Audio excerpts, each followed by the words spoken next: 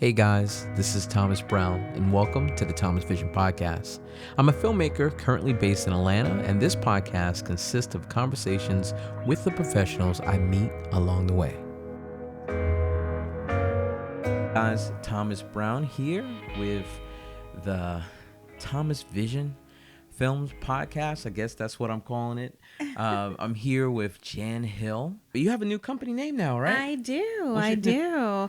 I am now J Hill Events. J Hill Events. Formerly Lafette Weddings and Events. Yeah, and Jan is an amazing wedding planner. She agreed to co-host some episodes with me, so we're going to have a great time. Yes. And today we're going to be talking about her first wedding. But before we get into that, how did you get into the wedding industry? What were you doing before? So, long story, but I actually fell in love with weddings as a child. When I was 4 years old, I was in a lot of weddings as a flower girl and just was enthralled with what I saw. I used to save favors in the flower girl basket, and I would tell my mom, when I get married, I'm going to do this. And she played along with me, but I began to ask for bride dolls, and my dolls would have weddings, and my dog had weddings.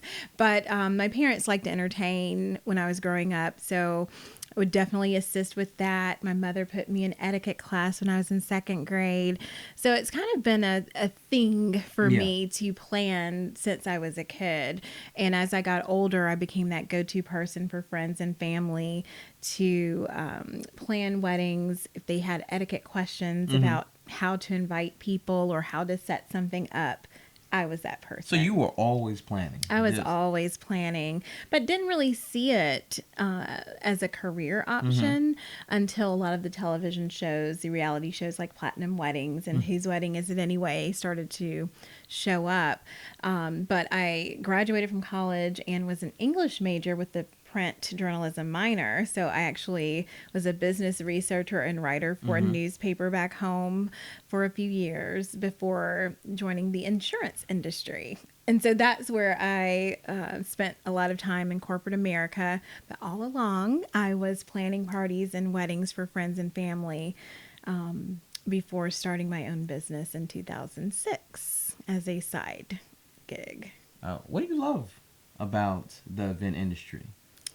Well, about the event industry, I love creating and thinking of new ways to showcase things for people, but really it's about personalizing events. We're all different. We may like things that are very similar, but the goal for me is to make something very different and unique that people have not seen before or experienced before. It's all about creating the experience. So that's fun for me, and really, keeping up with trends, but not necessarily following them. Yeah. I want to be a trendsetter, not a trend follower. So. And how do you, I guess, kind of walk that line? Because I'm sure a lot of your clients come to you with kind of ideas that they have that they may have seen from someone else. And so how do you kind of stay original when you have so many ideas thrown at you? Right. And that's always the case. And I encourage clients to come to me with ideas, things they've seen. Pinterest is huge. It's like a blessing and a curse because, they'll see all these pictures, but, budget may not be the same, or, maybe there's a venue that won't allow for you to have certain things that they may have pinned or been interested in. So, Instagram is another option. But what I do is really try to take all that information and explain that we will use this for inspiration, but we are going to look for ways to make it different and unique by inserting or injecting their personal style and things that they enjoy. And so I know, like you said, throughout the years, you have been helping and doing a lot of planning, but like your first big event, whether it was corporate or a wedding, what was it? And tell us about it. Oh, goodness. I'll reflect on my first professional wedding. Okay. When I first started my business. And in the beginning, and I've heard this from a few people, you try to do everything. And I quickly realized that you really need to focus on one or the other. But I was doing decor as well as planning. Mm-hmm. Yeah. And, was trying to help the client out, decent budget, but not as much as what, probably should have had for what we were trying to do. And it went very well. Great couple. We got along great. Helped them locate a venue that was perfect for them and their family. And decided to help them with the decor. And to save money, she decided to order florals online. And I had suggested hiring a full service floral company to help with that. But, trying to help out. Yeah. Decided to go along with her ordering those florals. And one of the wedding colors was lavender. And she's very specific about lavender being her wedding color. Well, when the flowers came in, they were pink. And when I say pink, they were very, very pink. So one of the things that stands out from that wedding is I remember spray painting with floral paint the night before the wedding. Also, the fact that I they didn't were know that roses. was a thing. Oh, yes. Really? Okay. Oh, yes. Yeah. I was up all night spray painting flowers, making sure that they didn't have the drip. I'm very particular about things like that. But also, you have to dethorn the roses. And that's another thing that we can talk about later. But when people think about the price and the cost to have these beautiful floral arrangements and the amount that you're going to need for an event like a wedding reception or a banquet, there is so much labor that goes into these things that people don't consider. So when you're looking at pricing, that's one of those things. I learned firsthand what it takes to pull off creating centerpieces for a wedding. So I'm glad that I had the experience. Would I do it again? Probably not. I will, go to those vendors that I work with that I know do a great job, and I appreciate and understand what they put into the work. But that was one of the things that stands out. It was a lot of work, a lot of setup that went into it, and then transferring into coordinator mode and making sure that the flow of the event was working well. And were you nervous? I was a little nervous. Every now and then before an event, you do get those jitters, even to this day, because you realize that you are putting on a big event. It's one of the biggest events, if not the biggest event in a couple's lives. So you want to make sure that it really meets their expectations, but also mine. I love what I do, and I definitely want to make sure that everyone is happy in the end and really had an amazing experience. So there is pressure. Back to the flowers. Did she notice, the bride? She knew. I gave her a heads up, and I wanted to just remind her that we did have this discussion, and this is another tip. When you're thinking about flowers and colors, nature may say, okay, this is pink. But when it grows, it may have more of a lavender tone. It could have more of a peach tone. So if you're looking for peach or coral florals, they may come in and it'll say coral on the box, but they could be more orange or they could be more pink. So, we did have that discussion. Okay. But I told her I would do the best that I could to make them lavender. And that's what we did. It worked out. And I think what was good, and that was, but like you said, you had been doing a lot of things like this your entire life, but preparing clients for things is one of the most important things, and knowing what to expect in doing wedding filmmaking, event planning, event design, Right. Is just setting up your clients' expectations. Yes. So now walk me through, you get to the ceremony. And were there any bumps, or did everything run smoothly? In that particular wedding, everything went smoothly. Went smooth? Okay. It really did. Again, I had some great clients. Their families were great. Everybody got along, and the wedding party was fun. Well, there were a couple that you had to wrangle every now and then, but other than that, we had a really good experience. They had a great time at the reception. It's just, the setup and the loadout, was a lot of work. I even had to bring in some family members to help out at that point. I was going to ask you about that. Who was your did. team? Like I had an assistant that was working with me, but not realizing how much I was going to need hands-on assistance with. I pulled in my family and they were happy to help and get everything going. But I did learn a lot from that one wedding. And in fact, one thing that really told me that I was doing the right thing, I booked 3 weddings from that event. one. That's awesome. And that was my first professional wedding. And, definitely a blessing and something that I take to heart. I did learn a lot from that experience, but it's really helped me to grow and pursue this career. Well, I know you already gave us probably about 2 tips from there, but can you give like kind of one last thing that you would, I guess, recommend that new planners do before they plan their first event? Yes. Before you plan your first event, really know what your goals are and who your client is. Because just like they're interviewing you, you're interviewing them.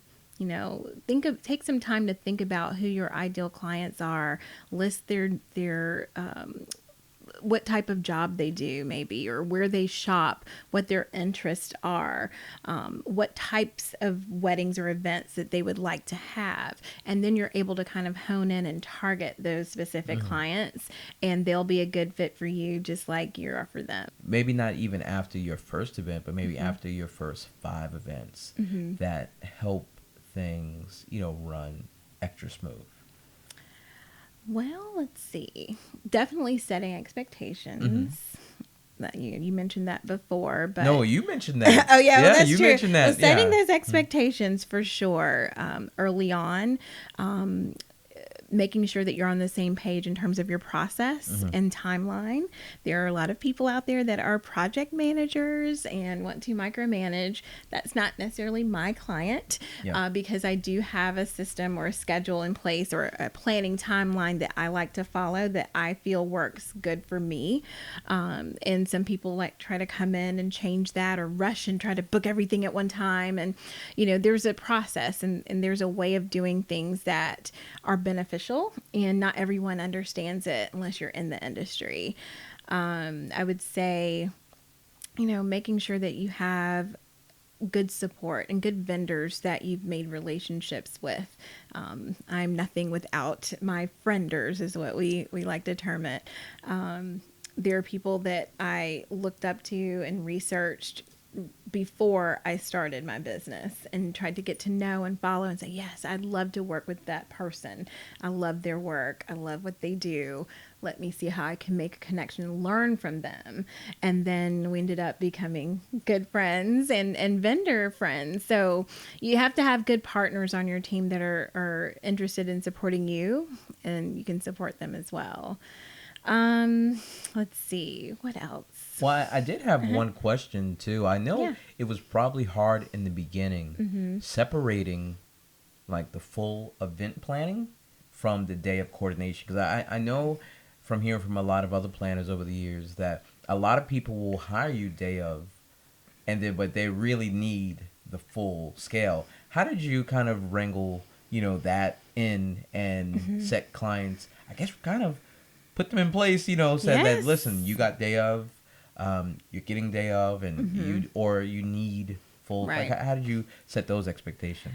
Well, I go through all the services in the very beginning. Someone comes to me and says they need day of, which I like to call month of coordination, because you don't technically just show up on the day of a wedding and just do whatever needs to be done. You're just setting yourself up for a trap with that, You're right? setting yourself up for a trap.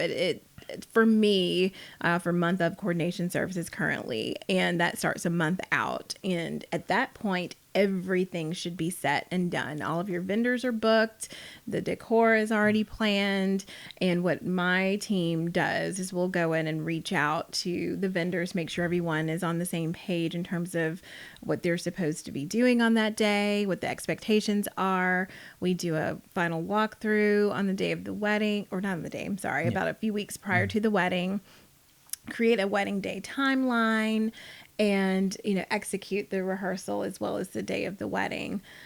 And some people have come to me and said, hey, I know that, I hired you for month of, but, we're needing some help with RSVPs, or, we need some help with decor. There's always going to be something, and, that's fine. Just know that there will be an addendum to the contract. And, that is time, and time is money. You have to consider those things. And I think I have been guilty of this too. A lot of new professionals, and like I said, when I first started, I was the same way, are scared to ask for, let's just say, more money when the client, asks for something outside of the scope of work you agreed upon. And I think that's very important, even when you're new, to know your value and know that your time is worth it. And I know a lot of times when we're trying to build our portfolios, we'll just do anything. But it really burns you out. It burns you out. And then I learned the hard way in the beginning is when you start doing that, you'll get more of the same. Yes. And people expecting the same, but you really have to take the time to know your value. And it might take, taking a course or, having a business coach to get you there. But once you know that, and you have respect for yourself and your business, people will respect you even more for demanding that and requesting payment for those additional things. Every now and then, if it's nothing huge that will take too much time away, I might, go ahead and help out. But again, if it's going to take time away from other things and people that you could be getting money from, then you definitely have to consider that. Well, Jan, thank you so much. Thank you. Talking with us today. It was definitely a pleasure. And if people want to find you, where can they find you? Sure. You can find me online. My website is jhillevents.com. I'm on Instagram at j.hillevents on Instagram, and j.hillevents on Facebook. And you know what? Before we go, I know that was the end, but I guess I should have asked. I'm new at this. Yes. Too. What made you change your name? I guess that was Yeah, sure. How many years did you have your Lafette. name? Yeah, Lafette. Mm-hmm. So I started Lafette Weddings and Events back in 2006, and I chose Lafette because it was an homage to my mother, who speaks fluent French, and I learned a lot from her. She taught me a lot about etiquette and how to present myself and present during events and be a good hostess. So I definitely wanted to pay homage to her by naming it a French name. But it's been 12 years and it was time. My business has grown. I've really learned more about what I want to be as a brand. And J Hill Events. J is my initial, and it's also a family initial. I grew up in a family of 5. We're all J's. Joe, Janny, Jan, Jennifer, Joey, and I had a dog named Jacques. But my family is extremely important to me. And since it was time for a change, and when I was considering different options and names, J Hill Events just stood out to me because, my family, of course, is very important, and they mean a lot and support to me in my endeavors. So again, it's sort of a tribute to them, but it's also personal to me since they're my initials, and I love it. Well, yeah, that's awesome. Yes, thank you. Thank you so much, Jan. Hey guys, thank you so much for tuning in. If you enjoyed listening in today, consider subscribing to the podcast. See you next time.